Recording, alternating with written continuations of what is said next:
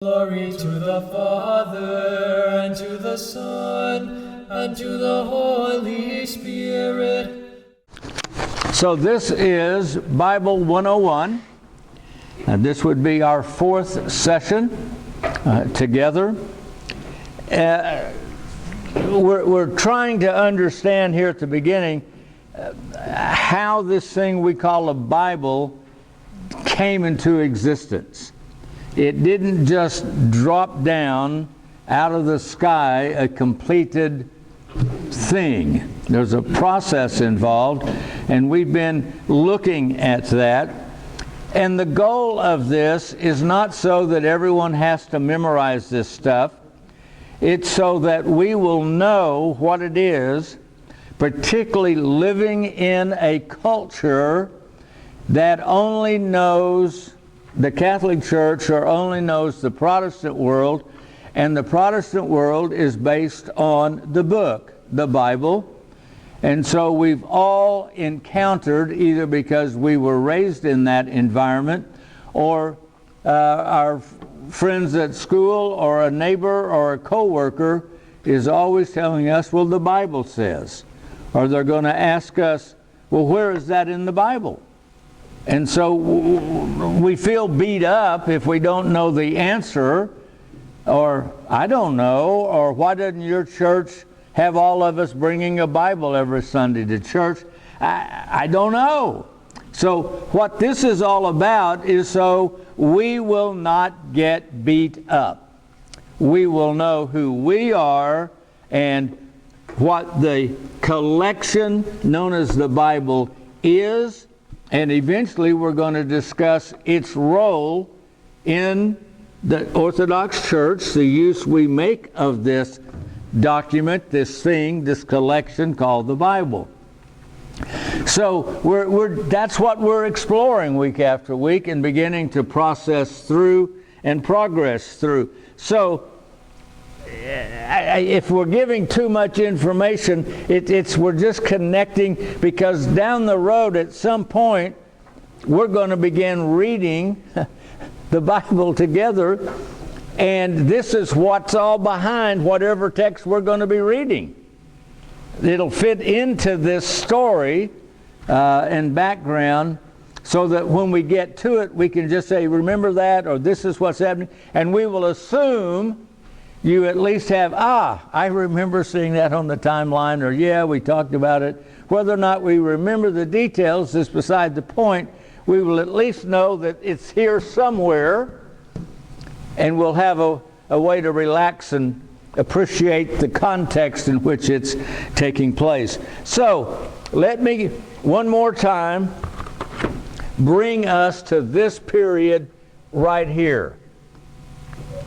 From here to here is extremely important for us as Christians. From here, the 586 to 7 AD is incredibly important for understanding our neighbors and their use of the Bible, and how we're getting beat up by them in their use of it.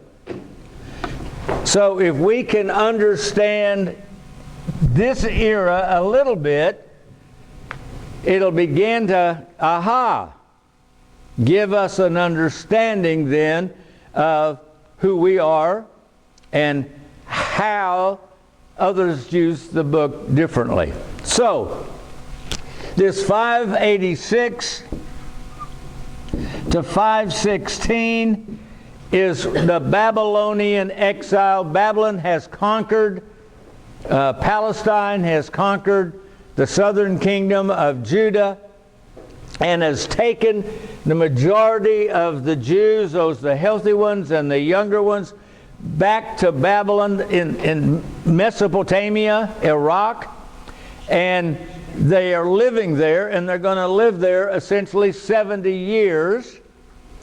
And to just summarize it quickly, what we need to do today is, during that time, the book of Daniel will come into existence. The prophet Daniel lived in Babylon, lived in exile, and in his book he mentions two things that are incredibly important going forward in the as history played itself out. Number one, he mentions the abomination of desolation will take place. The abomination of desolation will take place. A great horror and blasphemy against God will occur sometime in the future. A second thing of great importance coming out of Daniel is his interpretation of the dream that Nebuchadnezzar had about the statue, and the interpretation that there would be four kingdoms, the first one being Babylon, and then the Medes and the Persians, and then Alexander, and by the time of Christ it's the Romans. Originally the Jews, the Israelites, thought in terms of the Babylonians, the Medes, then the Persians, and Alexander the Great. Alexander the Great was understood as the fourth kingdom that would come before the uncut stone, which is part of that interpretation of that dream, would come like a bowling ball rolling out of the mountain and roll against the feet of clay of the fourth empire, and it would all collapse. And this would usher in then the Messianic kingdom in the Jewish understanding. So, all of that happens here with Daniel. The abomination of desolation and the statue and the uncut stone. That is going to then begin to put in place the concept of the Messianic kingdom.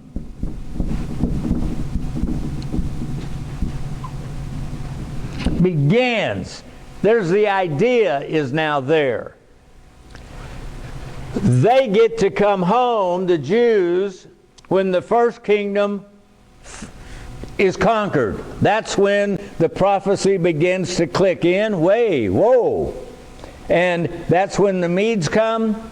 And then the third kingdom was Persia. And the third kingdom lets the Jews go back to Palestine. Those that wanted to. So now we come back after 516, and we're now here in Palestine. We're going to rebuild the walls of Jerusalem. We're going to rebuild a temple. Beginning in Judaism, what's known as that Second Temple period. The first temple period being from Solomon until 586.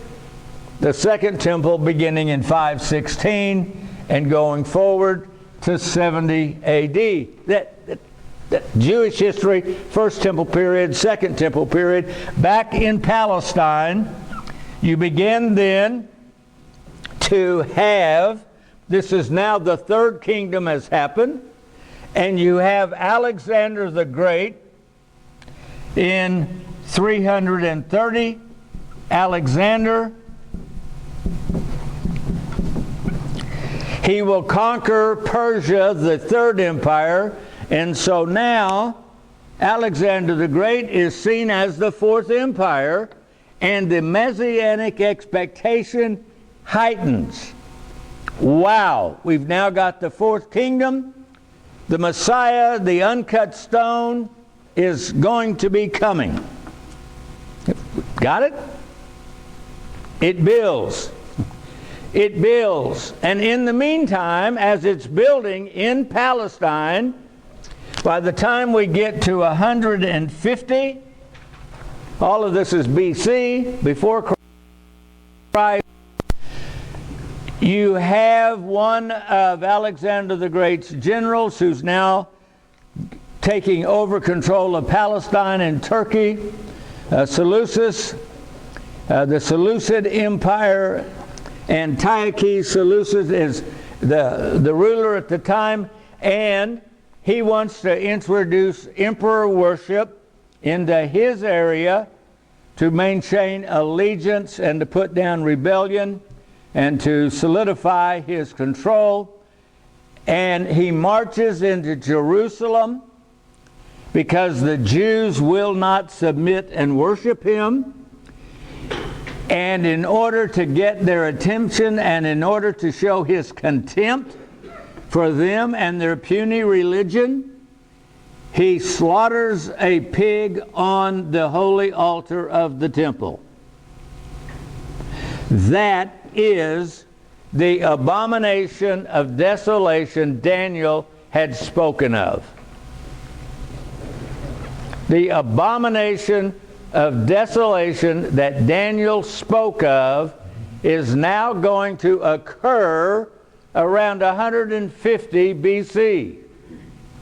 It's a done deal. Daniel is coming and they're living it out in their lifetime now in Palestine with 150. Messianic expectation really gets cranked up. And as it's getting cranked up, Judaism, and now I need to erase some of this to have room for it, if I can. We're back at from 150 on now. Judaism is dealing with Messianic expectation, and inside Judaism then, they will divide among themselves on the question of Gentiles and the kingdom. First of all, will there be a kingdom? There was, kingdom, question mark. You had one group that said no, like the Sadducees.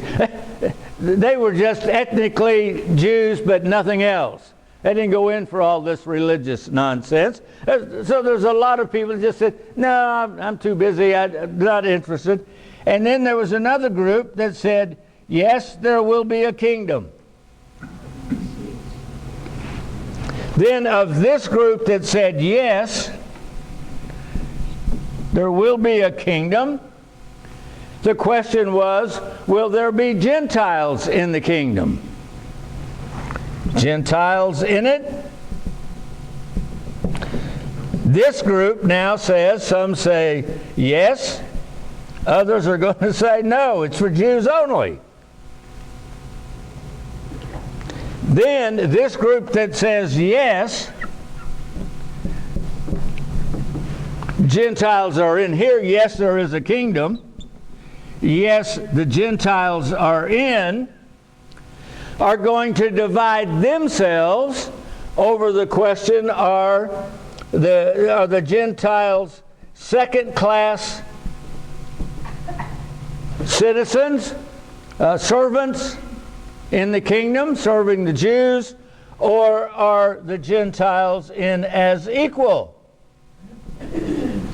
So, boy, look at that. Divide, divide, divide. And there's one small group out of all of that that's down here saying equals. Now we get to the birth of Christ in 0 to 30 AD. Christ comes. He begins to be, after the resurrection, proclaimed as the Messiah. This whole system has taken place so that in the fullness of time, as it says in the New Testament, in the fullness of time, the incarnation is going to take place. This is a whole bunch of that fullness of time that's put all this in place and has created an expectation of the coming of the Messiah and all the different versions of who the Messiah was, what the Messiah would be, what the kingdom would be, here, there, everywhere. All of that was going on at the time of Christ. We're way over here. And when we use the word Christ, we're doing it and filtering it through what we know in the church today. But the conclusion, and when you read, even when Peter says, "Thou art the Christ, the Son of the living God," what he meant by the word Christ, the Messiah, may not be fully what we would mean by it. Remember when after the resurrection, Christ takes them out for the ascension, and prior to the apostles say, "Lord, are you going to restore the kingdom now?" They're still thinking in terms of all of this political identity and political expectation. The apostles are still haven't quite fully. They will, of course, through the power of the presence of the risen Savior and the Holy Spirit in their lives, but we cannot read the Bible and put today back in it, and the understandings that we have that's now been revealed in the church through time, and we understand what the kingdom is, in the sense that it's not a political kingdom on earth with the Jews ruling the world and Gentiles being equal in the kingdom. There are those still trying to make the kingdom on earth, but that's another part of the story. But you see this out of this whole context that is going on. Now, simultaneous with that, we've had in this whole period documents created that told the story that was of that event at that moment in time. We've got the story of Abraham, the family history. Just like at Christmas that's coming up, many families will get together and you'll be multi-generational, and there'll be an opportunity to talk about Grandpa so-and-so or City so-and-so or aunt and uncle, and you begin to have some of the history remembered, and you'll have some younger ones in the family that start hearing it for the first time, and then there'll be some in there that may be in their 20s or 30s that at this point are realizing I can ask a question and begins to ask. We remember the family history. We have that with Abraham, Isaac, and Jacob. We have how they ended up in Egypt with Moses. And we have then those first 5 books of what is today our Old Testament coming into existence, the foundation, the rules and regulations that created Israel, ancient Israel, as an identity, as a people, with a recognizable cultural structure of rules and a temple, a tabernacle for worship, etc. Then you go back to, they've come out of Egypt. We've got the period of the Judges. That book gets written. We got the period of the kingdoms coming in, Saul and David and Solomon, and then the Civil War, and a northern kingdom and a southern kingdom. All of that in here, and we've got in a Protestant Kings, in the Septuagint, first kingdom, second kingdoms, third kingdoms, fourth kingdoms, all of that happening, telling that events that's going on, and on and on and on and on. We've already looked at all of that. All that's happening. But as far as Israel was concerned, the only thing that mattered in their history was the temple. It was not a book. It was not a collection of books. It was not the memory contained in the books. It was the temple itself and the worship in the present of this God that has interrupted Abraham's life, Moses' life, and has been a guiding force in telling of the whole story, even though maybe 99% of the people don't live it. But it's still the thing that guarantees their identity and who they are. It's the temple. It is that center of worship, and it only existed in one location. There were not multiple temples, only the singular temple that guaranteed their existence, which is why when they come back in 516, they built the wall so their enemies couldn't attack them, and they built the temple. They didn't establish a library. They didn't establish a collection of books, though when they came back, they brought with them some of these writings that would have been on scrolls. That would have been, there might have been one scroll in this location and another scroll somewhere. They began to bring the collection with them, especially the first 5 books, and they re-established reading those first 5 books publicly to remind everybody who they were and how it worked together. It was going to work to be the people of God back in Jerusalem with a temple. They come back. Okay, so the temple, the function was the actual worship of God in the temple, and I could quietly just mind my own life, my own business off in Galilee or Nazareth. As long as God was in his temple and people were worshiping, everything was okay. And maybe once in my lifetime I'd make it to Jerusalem for one of the festivals. And in the meantime, I could just go about my life. Yeah, it's there. I salute Jerusalem and go on. You get it. That's happening. Then in 78, well, one other thing that happens. Now I need to get this. In this group here, would there be a kingdom and would there be Gentiles in it?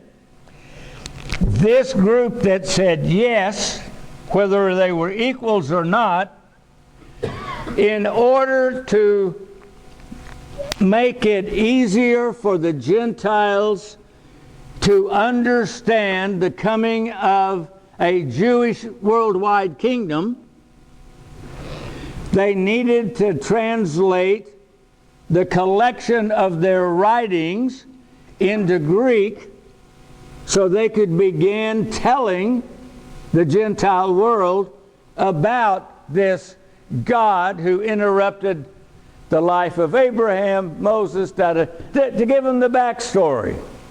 We do a similar thing here in our Inquirers classes. In part, we give the history of Christianity in the sense, what we believe, etc. And we also then begin to introduce them to the history of this parish. That's why the history of our parish is important, because we're grafted into a root. If the root is holy, the branches are holy. We don't bring in a bunch of people like having a cup of coffee and pouring in Dr. Pepper on top of it to dilute it and create some kind of new concoction. We are grafted in to the roots, assimilated in to this story, and so the Gentiles would be grafted in somehow into the kingdom and become part of the larger story, either as second-class citizens or as equals inside this kingdom and so forth. And so therefore, back under Alexander, about 250 BC, that Greek translation of the collection started. And that collection was called the Septuagint, which is abbreviated LXX. The Roman numerals for 70, the word Septuagint means 70.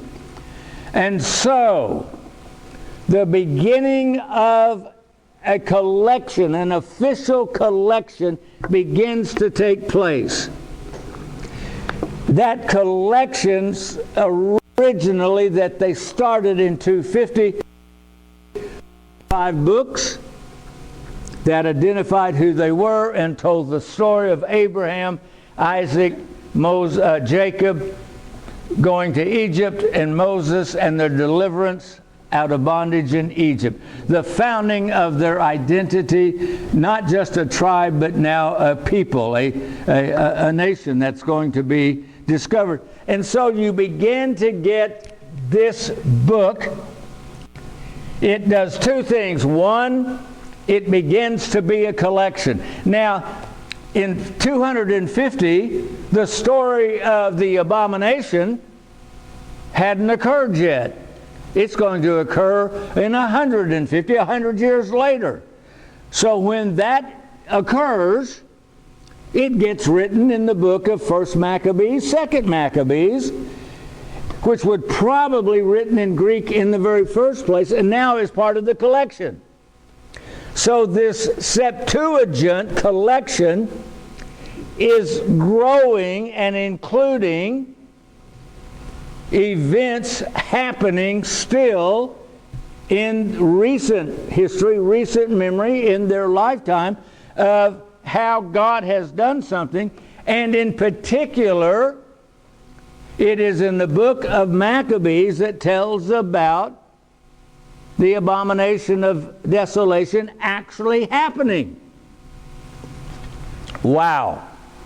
So, if I fast forward to 70 AD, the temple is now gone. The religion of Moses is dead. There is no temple. It is not replaced. It's not going to be replaced. It's done and gone. The rabbis, the Sanhedrin Council, escaped Jerusalem before the Romans destroyed Jerusalem. Before the Romans are going to crucify 1 million Jews in Jerusalem for their rebellion and their attack against Rome. It's gone. But the rabbis then, they come to a nearby village town called Yavne, also in English coming across as Jamnia, and other ways to spell Yavne. And they come back to this original, would there be a kingdom? Well, we're not so sure anymore. We're gone. Will there be Gentiles in? They're going to say no. Even if there is a kingdom, there's going to be no Gentiles in the kingdom, whether they're slaves. They're certainly not going to be equal, and there won't be any in the first place. The kingdom, if there is such a thing, is for Jews only. They've had it with the Gentile world, and so they will retreat into Jews only.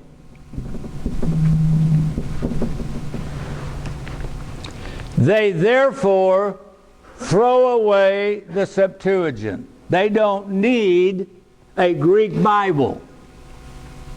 They don't need it. They will begin writing a brand new Hebrew Bible known as the Masoretic text. And that new Hebrew Bible is going to take about 800 years to finish. Around 8 to 900 AD, it will be finished in some shape or form. And then it's going to be another 600 or 700 years before it actually gets printed. We got the invention of the printing press, so that it can now begin to be distributed to all the synagogues across the Roman Empire. It was in 1500, early 1500s, that the great Rabbinic Bible finally is printed and published, the one that is today and known as the Tanakh, from the Torah, the prophets, and the writings. I think the initials of that coming out to be the Tanakh. the Jewish Bible that is there. In that Tanakh, in that Masoretic text, one of the things they did in their Judaism and retreating into being Hebrew and not anything else was they threw out of that Septuagint Greek version any book that had originally been written in any language other than Hebrew.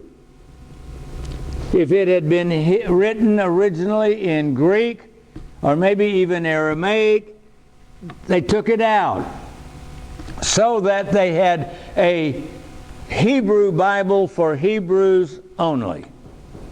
And by doing that, they removed 10 books from the Septuagint. The Septuagint has 49. The Masoretic text is going to have 39. You're saying, okay, big deal. Why does this? Two things just right off the bat happened because of this. Number one, they omitted the books of Maccabees. And I think we mentioned this last week together. They eliminated Maccabees, but they still celebrate the dedication of the temple after the pig had been slaughtered on it. The miracle of the oil going for 8 days. They still celebrate the rededication of the temple known as Hanukkah. But they threw out the book that tells the story of how Hanukkah came to be, tells the story of the miracle of the oil. They threw it out. I find that amazing. If it wasn't for the Christian LXX, I say Christian, we're the ones that took it. We used it, still do. They wouldn't know the history of their own story. But let me fast forward. Someday there will be an animal known as a Protestant. We'll get to Luther in our story eventually, but just right now, Luther will create a Protestant Bible based on the Masoretic text and not the Septuagint. The Protestant Bible has only 39 books. For the Jews, they don't know the story of Hanukkah because of it. For our Protestant friends, they don't know the story of the abomination of desolation. They've got Daniel, but they don't have Maccabees. And there are some of them still running around today looking for and prophesying the abomination of desolation. You have the same fanatic apocalypticism that was happening at 70 AD in Jerusalem, that was saying the kingdom is about to come and we've got to trigger God doing something about it. And you've got the same group of fanatic apocalyptic people in the name of a Protestant Bible proclaiming the end of the world, or trying to proclaim the end of the world, or trying to put a date on it. What was it? Just a few months ago, there was some group saying that the end of the world was going to happen. It happens again and again and again and again in the Protestant world because they don't have the books of Maccabees that tells them the abomination of desolation has already happened. So now they're trying to prove it or to verify it. It makes a difference. The use being made of it comes out of that. We'll get to that, but it makes a difference. We can take great comfort in knowing it makes a difference which Bible you're using in the first place. It makes a difference. We need to know what a Protestant Bible is, how they got a Protestant Bible, and how it creates problems galore once you have and use a Protestant Bible. What? No, I'm not mad at the Protestants, but I come out of that world and I know very well what it's like to read the late great Planet Earth and get into all that apocalypticism and, I've got to figure out the book of Revelation and how does that tie into Daniel? It doesn't. Read the book of Maccabees. Okay, that's why all this counts. It helps us not be beat up. I may not remember any of this that I learned in this class, but I know you guys are wrong. Enough said. Thank you very much. I'm not interested. I'm not buying what you're selling because I know the historical truth, even if I can't remember it and recite it to you. I have heard the truth, I've heard the history, and I know it's there. That's what we're doing in right here, because we're getting beat up by it always, over and over and over, from this right here. Okay, wow. No Hanukkah, no abomination of desolation of abomination without it. So we get question. Maybe you're getting there, so forgive me, but why did they choose? Why are the what? I'm sorry, Aaron. Like the Protestant Bible has the book of Daniel, but ours is longer. Yes, ours is longer. So where did that go away? They took it out. They took out major, particularly you have and if you, we'll get to it when we're going to read the book of Daniel eventually. Believe it or not, if I live long enough, we'll finally get to Daniel. But if you look at the Septuagint and you have your Protestant Bible beside you open, you can read along and you can see where the Septuagint has the prayer of the three Hebrew children in the fiery furnace. That's just a long passage that's there. And we quote that often in the worship of the church. But if you take it out, you can see how they made the transition work in the Protestant Bible to go from here to here and make it look like nothing's missing. So we're going to actually look at that when we get to Daniel. And I don't know why they took that out, except when they created the Masoretic text, those Christian the first Christians are Jews. Were Jews. Christianity is Hellenistic Judaism.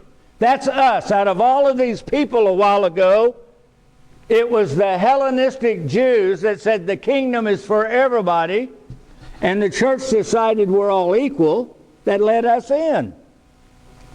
That's who's telling the story.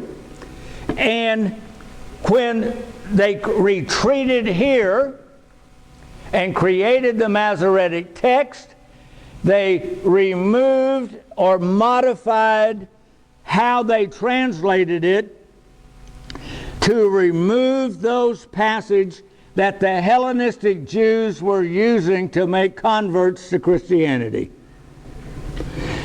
One of those passages is that major section of the prayer of while they're in the fiery furnace. Because and when we get there, you'll remember we mentioned it. It talks about while the three are in the fiery furnace, there appeared a fourth one, like unto the Son of God. I believe it's the way it reads in the Septuagint. Well, it's a Masoretic text. We cannot have that because the making Christian converts quoting that. So they just take out the whole thing. They don't just mess with the word. Now, in the book of Psalms, you have, and the numbers of the Psalms they differ between the Masoretic text and the Septuagint. So it's either Psalm 20, 21, 22, depending on, I forget it. I get confusing who's who in all of those numbers.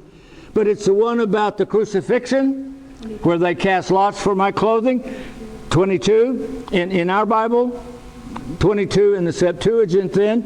And so, but the verse that says, and they pierced my hands and my feet.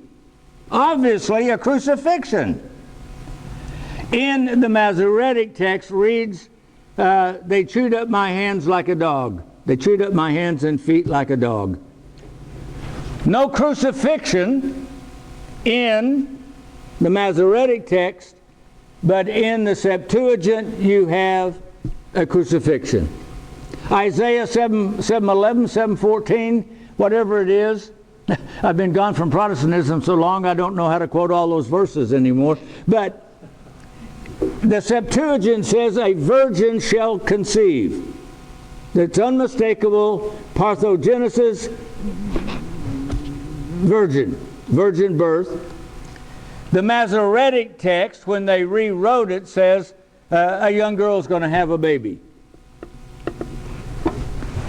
When you come to a Protestant Bible in English, most of them, when they come to that verse, will say a virgin shall conceive. Now the RSV doesn't, but ever since the conflict over the RSV being accepted in the United States, subsequent English translations quote the Septuagint rather than the Masoretic text on that one verse. And many of them, when they do, has a footnote. And if you look at the footnote at the bottom, it'll say from the Septuagint. The theology of Protestantism, at least conservative Protestantism, wouldn't allow them to mistranslate that prophecy of the virgin birth. And so when it comes to that verse, they got to go back and dig up the Septuagint, the original Bible of the church in the first place. Look at this stuff.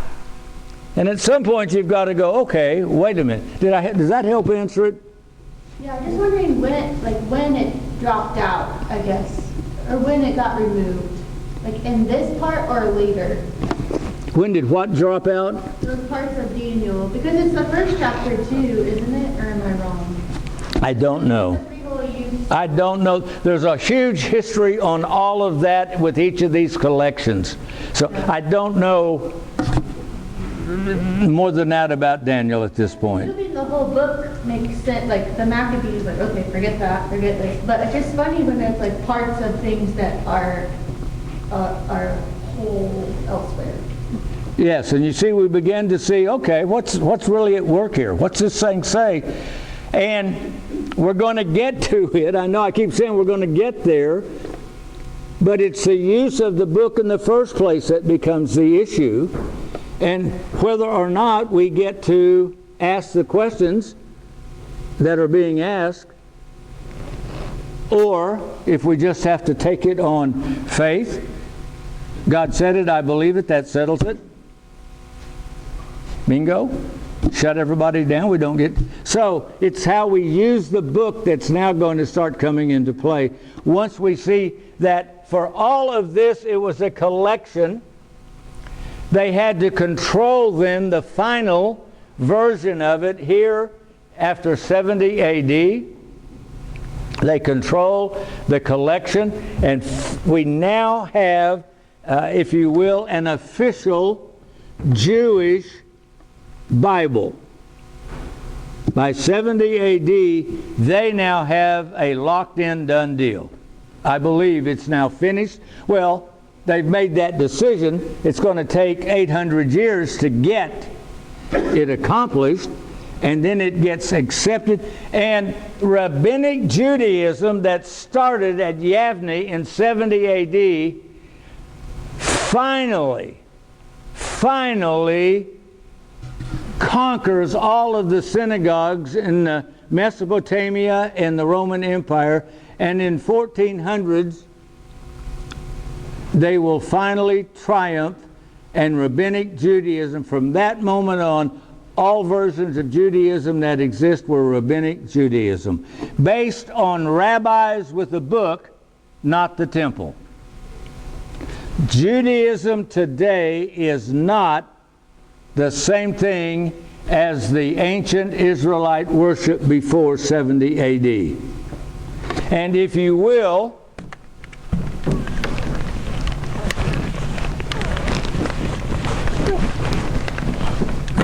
We come to 70 AD,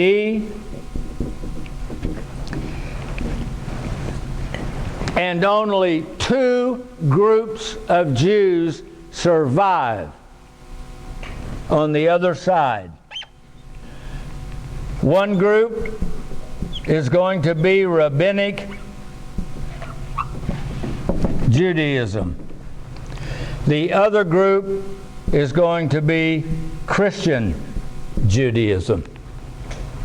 The only two groups that it's in. The Essenes are gone, the Sadducees are gone. The Pharisees, in effect, since they were always arguing over the book anyway, or the law, began to be the foundation of Rabbinic Judaism. But except these, and so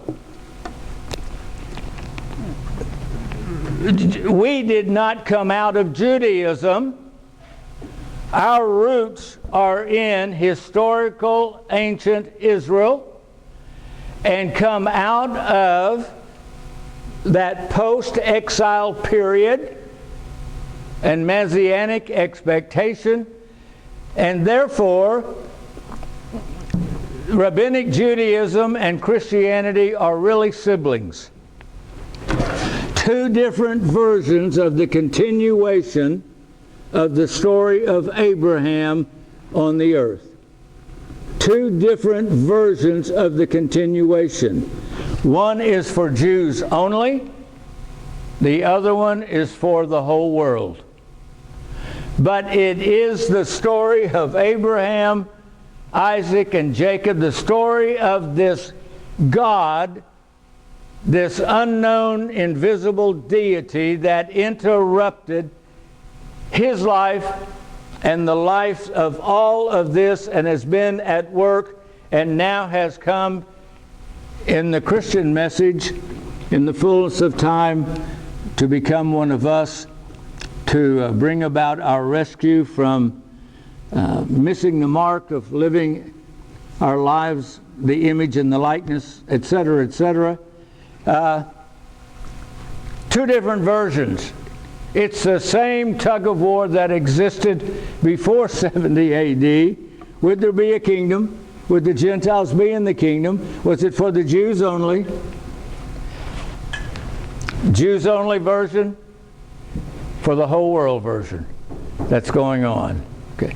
I hope that that's kind of a decent introduction to what we're dealing with, without having to get any deeper on all of that, if it's okay. Now let me shift gears just a second. Does that work? We feel pretty good about it. If you want to get all of the dates and information, if you've got a computer, you could Google origin of the Bible, something like that. And I printed out one just a while ago. It's only 59 pages on the Wikipedia version. Footnotes and all. How the Bible, how it came in, blah, blah, blah. Well, we're not going to spend the next year of our lives going through this. But it's there if you want, and it's probably written by Protestants, so I don't know, but it's got a lot of the data and the information there. According to this documentation, it was the Jews who began calling their Masoretic text that was coming into existence as the Bible. They used they wouldn't have used the Greek word, but they used the Hebrew word, I guess it gets translated, because the word the Bible comes from the Greek. And it actually, in the Greek, is plural. It means the books. We would say the collection. Like an encyclopedia has got volumes, or they could have just called it the volumes. But eventually the S drops off, and it just becomes the volume. The Bible is how that word gets attached to it. And according to the citations here, as far as Christian Judaism is concerned, it was St. John Chrysostom that was the first to use that term, the book regarding the collection of the Old Testament. So there's a whole story and a whole history there that, again, we're not going to take the time to get into, but it's there. And you can Google it. Anybody can Google it if you need to have the information and you want it, and there it is. And then we have yet to talk about the New Testament. Everything we've said in 4 weeks has been about how we got what we call the Old Testament and why our Old Testament is different from the Protestant Old Testament. And I figure after 4 weeks we kind of can say, okay, can we go on now? Can we go to the New Testament? Oh, yeah. So why don't we try to begin moving to the New Testament?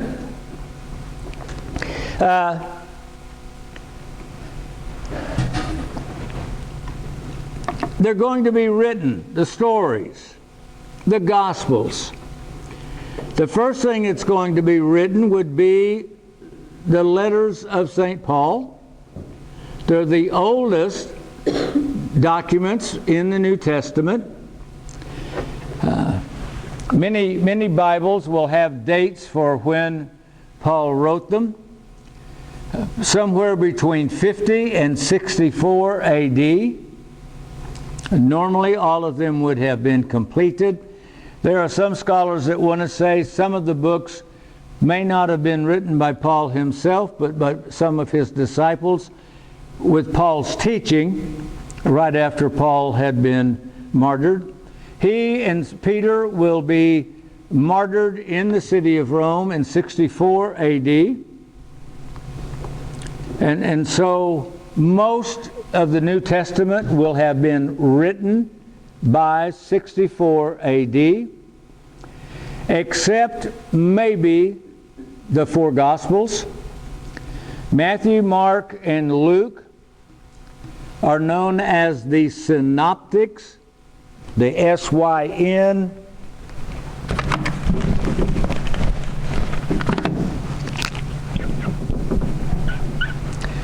The same, like synonyms, the same. Optic, or eyesight, obstetricians. The synoptics, because they take essentially the same point of view, that they are telling essentially the same story. Each one of them tells the story for a particular audience. It is very possible that the first one of these Gospels written was actually the Gospel of Mark. We haven't got time to go into all that background of the evidence for that. But essentially, the Gospel of Mark is the catechesis of Holy Week. Holy Week in the church, in those first centuries, all converts eventually will all be baptized on Holy Saturday, and that night, at midnight, when we then would celebrate the resurrection early on the first day of the week, they would receive their first Eucharist, their first communion. And so baptism and Eucharist occurred in their lives and in the life of the church for new converts within several hours of each other. You would have been baptized that afternoon or early evening, and then you're going to receive your Eucharist for the first time a few hours later in the service. And during that week prior to, you would have been instructed in the meaning of baptism you would have been told the story of the baptism and why we start with the baptism of Christ. And then you would have been taught about the Last Supper and would have been taught about gathering in the upper room, the Last Supper, the Eucharist, and then the arrest, trial, and crucifixion and resurrection that was now about to be celebrated. So those two events. And if you look at, and I didn't just do it, but in the Gospel of Mark, it's almost like the first half of the book is one thing, and the whole second half is Holy Week, from the time they go to Jerusalem and have the episode in the temple and the upper room, etc., all takes place. And so you have the catechesis of the church as the foundation of the Gospel of Mark. This is what's been taught in the church to the new catechumens about to be baptized. And if you take and they both start, Mark starts with the baptism. That's where you start. Luke's going to start, Mark starts with the baptism. John essentially is going to start with the baptism, but John's a little different. Okay, you start with the baptism, and then you insert now some of the teaching ministry, the public ministry of Jesus prior to going to Jerusalem for Palm Sunday, etc., etc., etc. And you get the Gospel of Mark. It's essentially the catechism of the church telling us the basic story of baptism and the Last Supper that is now going to be the heart of the church, and explains to a catechumen, you are now going to be baptized with Christ and be resurrected then to the new life that comes to us. And in the Gospel of Mark, you will notice sometimes it's got about 3 different endings to it. And there's often a footnote that'll say the oldest manuscripts stop here. And they stop after the crucifixion, which in the catechism, you're living it during Holy Week. You've had the crucifixion on Friday, and they're now going to experience baptism, and they're going to experience the resurrection. The rest of the story is going to be experiential in their own lives, experiencing Pascha and the joy of the resurrection coming out of the waters of their baptism and so forth. And then, through the centuries later, or years later, and put in for somebody that's not just in the catechesis of Holy Week right now, the rest of so you have the additions then of the resurrection appearances that are there. Not because there's mockery, not because Mark didn't believe in the resurrection, just the opposite. That church this was what they used during the week, and this was going to be the experience.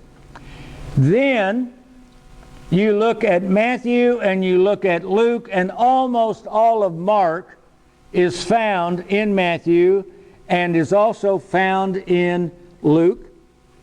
And yet Matthew and Luke add the infancy story, the story of going to Bethlehem, the story of the shepherds and the wise men in Luke, the function of Joseph being the guardian of Mary in Matthew gets added, telling that part of the story. And then you have the parables. Almost all of the parables are found in the synoptics, the teaching portions. Some of all of the parables are found in all 4 Gospels. Most of the parables that are similar are found in Matthew, Mark, and Luke. And most of them are found in Matthew and Luke. And then Matthew has some that no one else has, and Luke has some that no one else has, because that's the story that someone had, that's the parable that they had heard. Nothing is totally inclusive of everything. And then you have, like in Matthew, that gospel is obviously being written to a Jewish parish, a Jewish community that has become that. Remember this Christian Judaism? It's become Christian, and you're working on. You got converts in your church, Jews that have come in, and their parents didn't. And now you've got conflict in their family life, and the parents are asking and bombarding them with all kinds of questions, and their grown-up sons and daughters are coming saying, "What can I say? Help."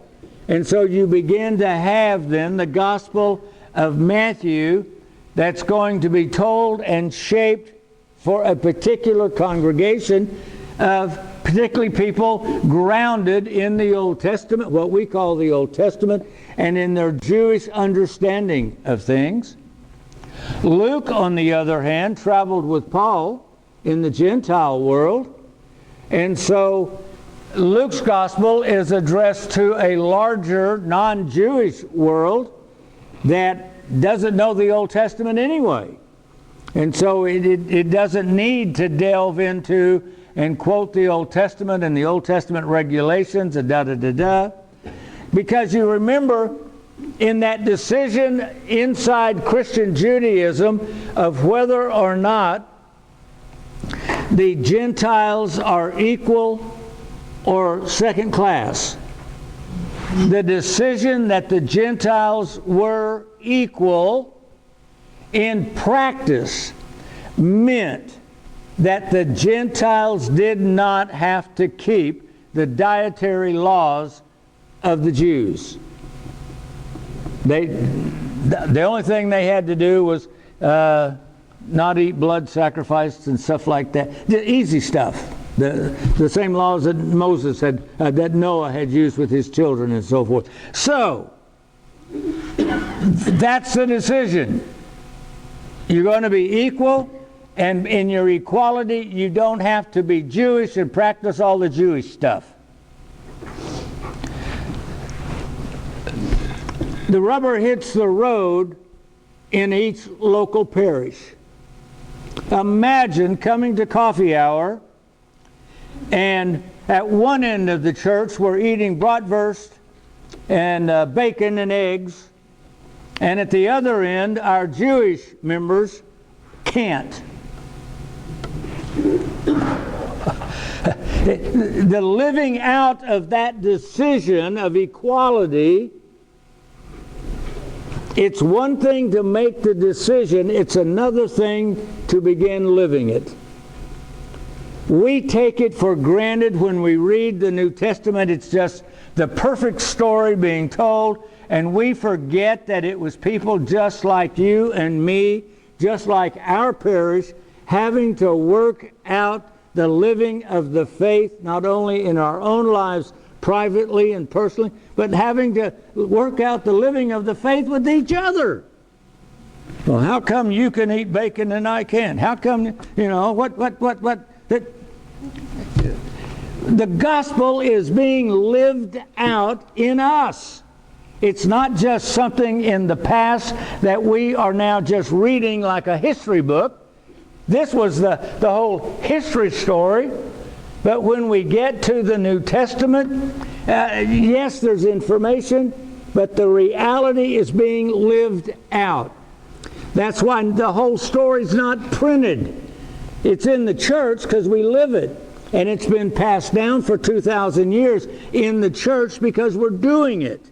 And it's the same living reality of the same God, the same resurrection, the same Spirit with us that was there in the first century. In other words, we at St. Elijah in Oklahoma City, this is us we're talking about. We are living out first century Christianity ourselves. We're not living it out 2,000 years later, some kind of historical version. We're not like a play, putting on a play, doing the same play for 2,000 years, and we're just actors putting on the play. We are living participants experiencing the presence of God in our lives, the transformative power of God, and we do it among a group, not as individuals, not separately. And so this is our story. And so when our priests give a homily, they give the homily and take that gospel passage and apply it to us in this century, in this year, in our lives, with what we're facing in Oklahoma City. And so Matthew took the gospel to his parish, a Jewish parish. Luke took it to his, and they used that basic structure of the Holy Week catechism. And you remember that Paul, in one of his letters, says, I received what I've given to you, that upon the night he was betrayed, Christ took the bread. That's the heart of the story, the resurrection and the real presence of Christ in his church, not just then, but ever since then in every parish during the liturgy. Well, that's who we are, and that's what's happening. Before Paul ever wrote a letter, before Matthew, Mark, and Luke wrote their Gospels, we were already a church. We became a worshiping community on the evening of Pascha in that upper room. We were empowered 50 days later with the indwelling of the Holy Spirit. We call that the birthday of the church. We were already a worshiping community, but now we are fully authorized, empowered by the Spirit of God to be the church. And we were a practicing, worshiping community of faith before Paul ever wrote one word, before Mark, Luke, Matthew wrote their Gospels, before we ever got what we call as a Bible, a New Testament. The church was already here, being the church with the living presence of God in our midst. That's the beginning of our story. That's here.